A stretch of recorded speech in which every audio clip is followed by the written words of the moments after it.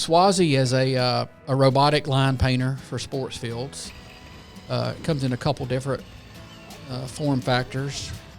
One form factor, you push it, and then the GPS or robotic controlled arm moves in and out to keep precisely your paint head on the line. Yep. So basically there's a template in the Android tablet that you pick for whatever sports field you want. Okay.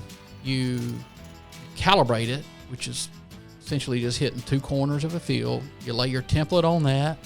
You can customize things at will. At that point, you can either start pushing the unit, and the actuator arm moves it in and out to keep it on the line. So as long as you're within say 8 to 10 inches of that line, it'll do the rest for you.